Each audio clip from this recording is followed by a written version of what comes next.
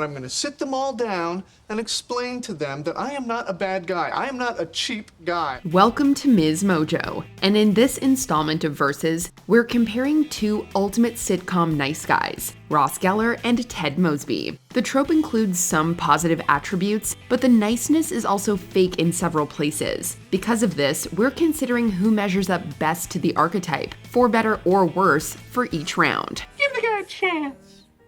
Self-respect is overrated. Round 1. Better Friend. The Friends fan base tends to give Ross a lot of flack for being selfish, and while that's true to an extent, he does exhibit caring qualities towards his friends. We're still going aw for the time when he gave Phoebe the pink bike. Oh my God, my first bike! Thank you for the best present I've ever gotten. You're welcome. Ross isn't as close to Joey as Chandler, but he's the one who helps Joey after he loses his job at Days of Our Lives. He kisses Joey to help him with an audition. Damn it, I am a good friend, so just shut up and close your eyes.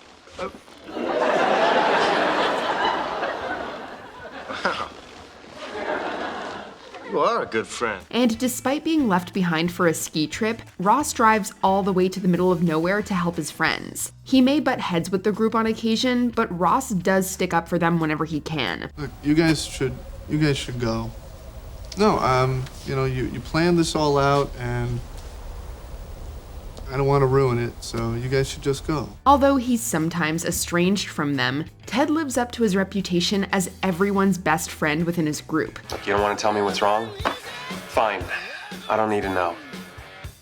But you can never stop me from trying to cheer you up. It's a fact of life. When his friends need someone to talk to, Ted drops everything for them. He supports Robin and Lily during their crises with careers and relationships, even if they lash out at him. It's just really, really hard, Ted.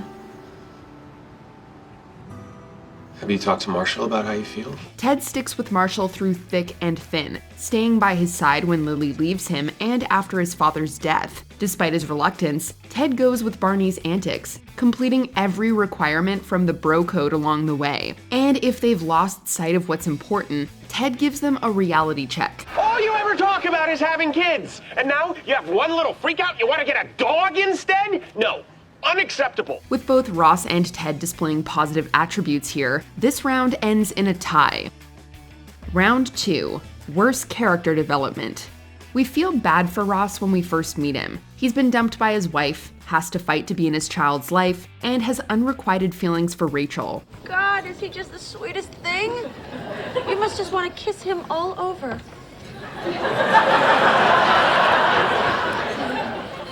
That would be nice. However, Ross sheds his more sympathetic traits as the show progresses. Remember when he shamed Phoebe for believing her mother's reincarnation? Enough is enough. Look, I am sorry that you feel guilty or whatever about spending time with your new mom, but this is not your old mom. This is a cat. In earlier seasons, we have to believe Ross wouldn't have behaved in such a cavalier manner, particularly since he said he found Phoebe's quirks endearing. Don't listen to him, Phoebes, all right? I think it's endearing. Ross also goes from a quieter person with occasional outbursts to someone prone to ranting about himself. This is a man who held his own memorial and complained when nobody showed. It's been an hour and not one of my classmates has shown up. I tell you, when I actually die, some people are gonna get seriously haunted. Compared to his origins, later seasons make Ross out to be an entitled know-it-all who's unwilling to compromise. Similar to Ross, Ted also goes from a general nice guy to just an obnoxious man. Can't believe you called her. Why don't you just ask her to lunch while you're at it? Because, Lily, I'm not going to ask her out to lunch. Again. Initially looking for the one, he begins using his quest as a cover to date mean-spirited and strange women like Karen and Jeanette. It's pretty telling that future Ted calls himself a jerk. What a jerk. However, Ted's development is stunted because he's obsessed with Robin. In the first episode, he meets and falls for her. In the finale, he's still in love with her and has pined for her for 25 years. You mean to sit down and listen to the story about how you met Mom? Yet Mom is hardly in the story. No. This is a story about how you're totally in love with Aunt Robin. While this isn't exactly an admirable quality, at least Ted doesn't devolve the way Ross does. So this round goes to the divorce force. Winner, Ross. Round 3, Neediness, Pushiness. Phoebe's ex, Roger, has the right idea when he summed up the group. And you're all like, oh, define me, love me, I need love. This describes Ross better than any of the others. Pretty much all he did during his relationship with Rachel was demand attention. After guilting her into spending time with him and bothering her at her job, Mark has the right idea about Ross. Wow, somebody wants people to know you have a boyfriend. But far from just his romances, this is ingrained in Ross's character. His insecurities manifest in the form of neediness as he constantly seeks validation. On the off chance he's called out, Ross annoys people around him for support. Just tell me, please, please. For the 16th time, no, I do not think you're obsessive. Whether it's boosting his ego from being his parents' favorite or finding someone to whine to, there's a good chance Ross is going to make it about himself. Ted isn't too behind Ross when it comes to being pushy. I love you, Robin. I'm serious. Do you remember why we broke up in the first place? We asked each other, where do you want to be in 5 years? You have to be really needy to pursue a love interest for a quarter of a century. He doesn't back down on being with Robin when basically everyone advises him otherwise, not even after Robin rejects him several times. Do you love me?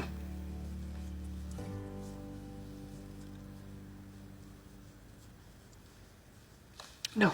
During their relationship, Ted continually tries to change Robin's views on marriage and children, despite knowing she isn't comfortable with either. And it isn't just Robin, as Ted's relationships with Victoria, Natalie, Zoe, and Stella happened because he can't take no for an answer. His predictable behavior and subsequent meltdowns garner him the classic Schmosby tag. Classic Mosby. But while Ted's neediness is restricted to romance, it's Ross's primary personality trait. So the round goes to the Rossatron. Winner, Ross. Round 4, Snobbiness. Part of Ross's nice guy act is coming across as more mature than his friends. Over time, though, this devolves into being pretentious and snobby. Ever see a map or one of those round, colorful things called a globe? His friends never ask him, but Ross is happy to dole out pointless trivia that occasionally serves as a backhanded attempt to appear smarter. His tendency to correct people's grammar is another aspect that his friends hate. Who gets who? Who gets whom? I don't know why I do that. Apart from wild claims like insisting he came up with Jurassic Park, he drags everyone along for things they don't want to be a part of. Remember when he made the gang stay up at night to watch the Burger King comment? Hey, don't look at me. You're the one that wanted to come up here and look for some stupid Burger King comment. It's called the Bapstein King comment. Fortunately, his friends call him out on these issues just enough that Ross doesn't truly get out of hand. Ted tries to come across as well-learned and cultured so many times that his friends come up with a way to shut him up. You guys, you gotta try this Syrah. Hints of creme de cassis, red berries, toasty oak.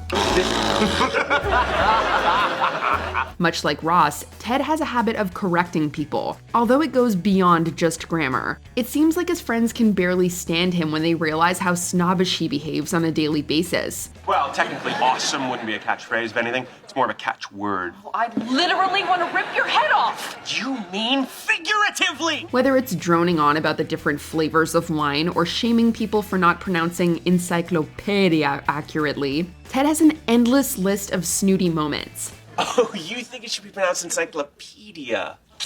It's a common mistake. But if you look up that squished together AE symbol in this here encyclopedia, you'll learn that it's a ligature. This aspect goes so far that Ted begins to hate his own voice the one time he gets to show off in a room of admirers. My God, I'm out of control. Listen to me, I'm completely unleashed.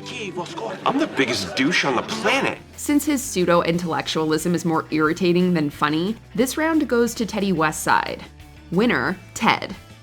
Round 5, more fun. You know I hate practical jokes. They're mean and they're stupid, and I don't want my son learning them. Ross doesn't partake in crazy antics as much as Chandler and Joey do. Still, he does have a wild side that makes him a fun person to be around. Whether it's partying with Gandalf or being down for a die-hard marathon, he knows when to have a good time. We just saw it.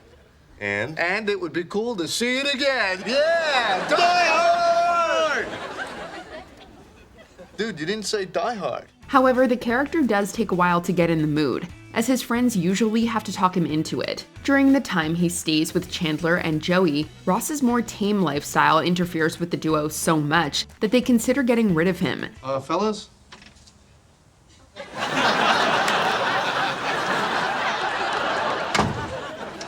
Okay, so he's out of here. He's also reluctant to engage in lighthearted behavior like pranks until someone brings that side out of him. Ted might think he's different from Barney, but he indulges in much of the same silliness. After all, it takes two people to lick the Liberty Bell. My God, we licked the Liberty Bell.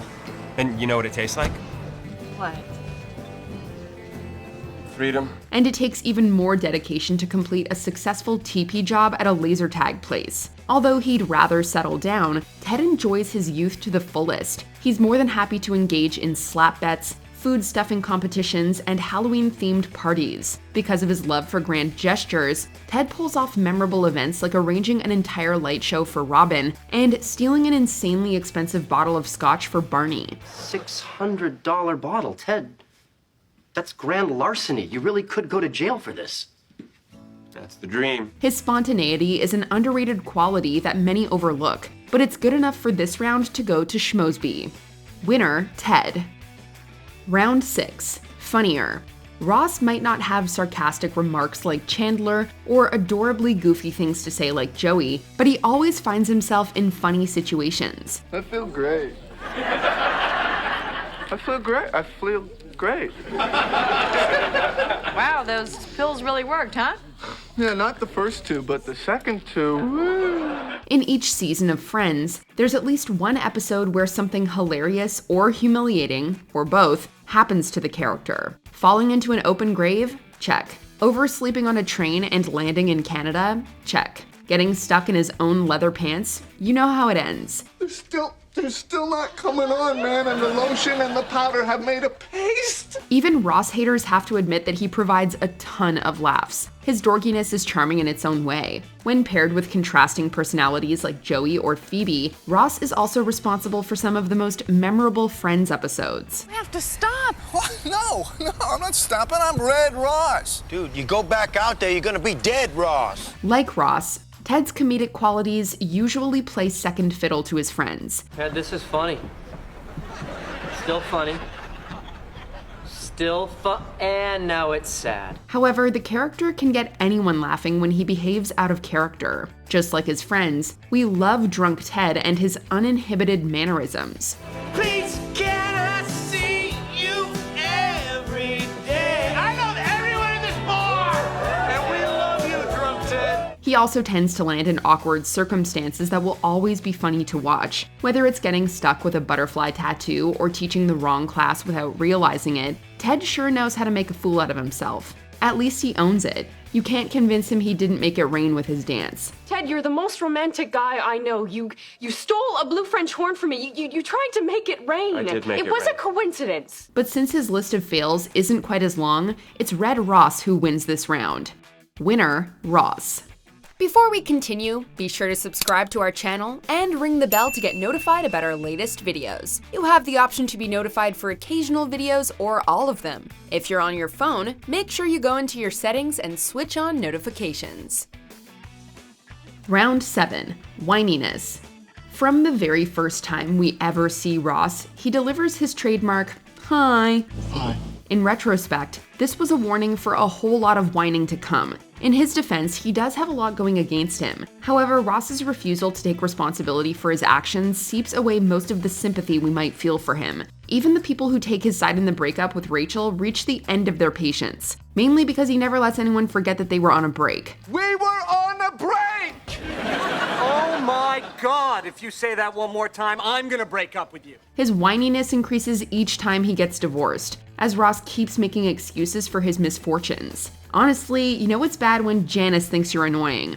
Unfortunately, I just don't think I can take another second of you whining. Ted's list of complaints expands with every season as well. Initially restricting himself to his bad luck with meeting the one, Ted progresses to whining about his job, his failed business, his friendships within the group, and of course, his failure to be with Robin. You know the answer. You want to talk about my top 5? There's no top 5, Robin.